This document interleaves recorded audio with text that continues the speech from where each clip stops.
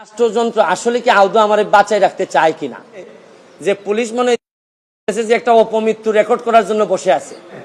কোন দাম্ভিকতার সাথে আপনি বললেন যে সংসদের ওই লোকগুলোর চেয়ারে যাতে আমাকে বসতে দেয়া না হয়? আসসালামু আলাইকুম সম্মানিত দর্শক, শুরুতে টাইটেল এবং থাম্বনেল দেখে বুঝতে পেরেছেন ভিডিওটা কতটা গুরুত্বপূর্ণ হতে যাচ্ছে, তাই দর্শক ভিডিওটি সম্পূর্ণ দেখবেন এবং বেশি বেশি শেয়ার করে অন্যকে দেখার সুযোগ করে দিবেন।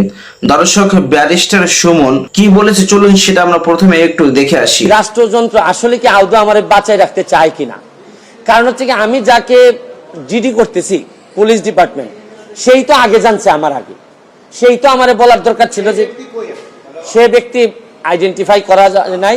পুলিশ মারফত কখনো শুনলাম যে ওনারা নাকি ট্রেকিং করে, কখনো বলছেন যে পাহাড়তলি চট্টগ্রামের, তারপরে কখনো বলতেছেন তার বাড়ি এই বড় লেখা বা সিলেটের কোন জায়গায় যেন। তা আমার বিষয়টা হচ্ছে গিয়ে যে দেখেন, এই দেশে বঙ্গবন্ধু মারা গেছেন, তার পরিবার সবাই মারা গেছে, আমার হবিগঞ্জের শাহ এম এস কিবরিয়া সাহেব মারা গেছেন, আমরা তো কোনো প্রোটেকশনই দিতে পারি নাই। আর আমার বিষয়টা এরকম হয়েছে যে এই পুলিশের ভূমিকা দেখে মনে হইতেছে যে পুলিশ মনে হইতেছে যে একটা অপমৃত্যু রেকর্ড করার জন্য বসে আছে। দর্শক, এই ব্যারিস্টার সুমনকে নিয়ে ডক্টর ফয়জুল্লাহ কি বলেছে সেটা আমরা দেখে আসবো। মীর কাসেম আলীর সন্তান আরমান হারিয়ে গিয়েছে, কথা বলতে পেরেছিলেন ব্যারিস্টার সুমন সাহেব? আপনি কি বলতে পেরেছেন যে বাংলাদেশের যত মানুষের খুন হয়েছে, গুম হয়েছে, হত্যার শিকার হয়েছে, নির্যাতনের শিকার হয়েছে, আয়নাঘরে বন্দি থেকেছে, কারো ব্যাপারে আপনি কথা বলতে পেরেছেন?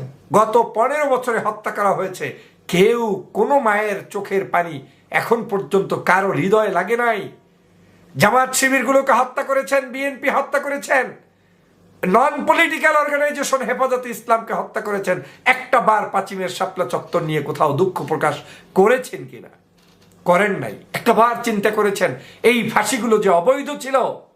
একটা বার চিন্তা করেছেন কোন দাম্ভিকতার সাথে আপনি বললেন যে সংসদের ওই লোকগুলোর চেয়ারে যাতে আমাকে বসতে দেয়া না হয়? একটা বার চিন্তা করলেন না? তারা হিউম্যান, তারা ভালো মানুষ। স্বাধীনতার পর থেকে যত ভালো মানুষ ছিল তার মধ্যে ওয়ান অফ দ্য বেস্ট ভালো মানুষ ছিল এই নিজামী, সাইদি, কাদের মোল্লা, কিংবা আপনার যার চেয়ারে আপনি বসতে চাননি। ব্যারিস্টার সুমনের দীর্ঘায়ু কামনা করি।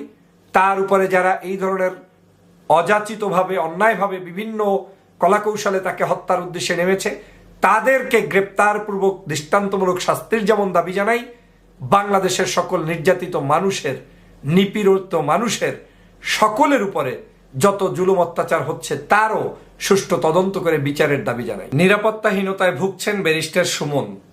ব্যারিস্টার সুমন নিজেই থানায় জিডি করেছেন এবং জিডিতে উল্লেখ করেছেন যে তাকে হত্যার উদ্দেশ্যে একটি টিম মাঠে নেমেছে এবং সেটা তিনি জানতে পেরেছেন পুলিশের মাধ্যমেই। আজকের বাংলাদেশের নিরাপত্তার অবস্থাটা কোথায় গিয়ে দাঁড়িয়েছে সেটা আপনারা ব্যারিস্টার সুমনের এই থানায় জিডির মধ্য দিয়েই প্রমাণিত হয়েছে যে একজন জাতীয় সংসদের অবৈধ কিংবা বৈধ, এই অবৈধ এমপি তার নিজের নিরাপত্তার জন্য তাকে এখন পুলিশের কাছে দ্বারস্থ হতে হচ্ছে এবং তাকে যারা হত্যা করছে সেই তথ্যটি পুলিশ জেনেছে এবং পুলিশ তাকে ইনফর্ম করেছে যে আপনাকে হত্যার উদ্দেশ্যে একটি টিম মাঠে নেমেছে। তাহলে এই বাংলাদেশের সাধারণ নাগরিকদের অবস্থাটা আজকের কোথায় গিয়ে দাঁড়িয়েছে?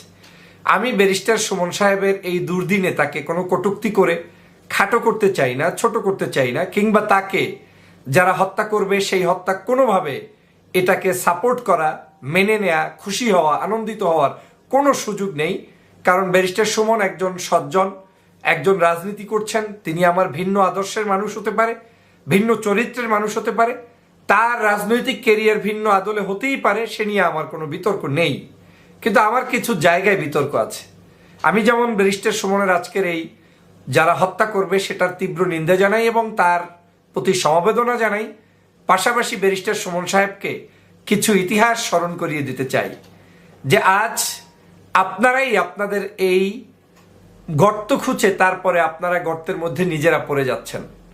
অন্যের জন্য গর্ত খুঁজেছিলেন, অন্যকে হত্যার উদ্দেশ্যে অন্যায়ভাবে কোর্ট কাচারিতে দৌড়েছিলেন, নিজেরা বাংলাদেশের নাগরিকদের চিন্তা না করে অবৈধ ভোটে গিয়ে অবৈধভাবে নির্বাচিত হয়েছেন, নিজেরা বাংলাদেশের মানুষকে যারা এই গণতান্ত্রিকভাবে হত্যা করেছে, জোর করেছে, জুলুম করেছে, নির্যাতন করেছে, নিপীড়ন করেছে, সেই কথাগুলো জেনে শুনেও কোনোদিন জাতির কাছে না বলার কারণেই আজকের আপনাদের এই থ্রেট।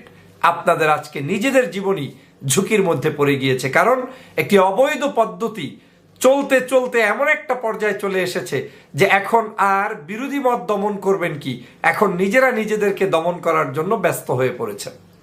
সুমন সাহেব, আপনাকে স্মরণ করিয়ে দিতে চাই, আপনি অনেক কথা বলেন, মিডিয়াতে কথা বলেন, আমরা কথা বলি। কয়দিন আপনি কথা বলেছেন বাংলাদেশের সেনাবাহিনীর মধ্যে কর্মরত ছিলেন গোলাম আজম সাহেবের সন্তান, আপনি গোলাম আজমের বিরুদ্ধে আপনি কোর্টে লড়েছেন, ভালো কথা। আপনি ফাঁসি দেওয়ার জন্য মানুষদেরকে, তাদের বিরুদ্ধে আপনি কোর্টে লড়েছেন, আপনি সেখানে প্রসিকিউটর ছিলেন, আপনি সেই জায়গায় অন্যায়ভাবে মানুষগুলোকে ফাঁসি দিয়েছেন। সেই জায়গার ব্যতিরেকেও আপনি যে অন্যায়টি প্রতিবাদ করতে পারলেন না বাংলাদেশের মানুষের সামনে, সেটা আমান আল আজমি একজন সেনাবাহিনীর সদস্য, তাকে গোলাম আজমের সন্তান হওয়ার কারণে আজ অবধি পর্যন্ত খুঁজে পাওয়া যাচ্ছে না। যেমন গোলাম আজমকে হত্যা করেছেন অবৈধভাবে আইন কানুনের মধ্য দিয়ে, আপনাদের সাজানো নাটক দিয়ে, তেমনি ভাবে আবার এই অবৈধভাবে গুম করে আয়নাগরে রেখেছেন না খুন করে রেখেছেন, কোনো প্রমাণ এখনো নেই। কিন্তু আপনি ব্যারিস্টার সুমন একদিন মাথা উঁচু করে এর প্রতিবাদ করতে পেরেছিলেন, কথা বলতে পেরেছিলেন? মীর কাসেম আলীর সন্তান আরমান হারিয়ে গিয়েছে, কথা বলতে পেরেছিলেন ব্যারিস্টার সুমন সাহেব? এখন পর্যন্ত কোথাও কোনো জায়গায় একটা রেকর্ড যদি বের করতে পারেন যে না আমি সত্যের পক্ষে কথা বলি, অন্যায় যার উপরে হবে সেটা আমি মেনে নিব না, তাহলে আপনি সেই কথা কোনোদিন বলতে পারেননি। আপনি কি বলতে পেরেছেন যে বাংলাদেশের যত মানুষের খুন হয়েছে, গুম হয়েছে, হত্যার শিকার হয়েছে, নির্যাতনের শিকার হয়েছে, আয়নাঘরে বন্দি থেকেছে, কারো ব্যাপারে আপনি কথা বলতে পেরেছেন? আপনাকে যদি প্রশ্ন করি যে বাংলাদেশের যে ভোটারবিহীন সরকার 3টি জাতীয় নির্বাচন করেছে, আপনি না হয় এইবার শেখ হাসিনার সংসদে এসেছেন, বাকি 2টো নির্বাচনেও একটা বার কোনো জায়গায় চোর ডাকাতি অন্যায় অবিচারের বিরুদ্ধে একটা বক্তব্য দিয়েছেন? নেই।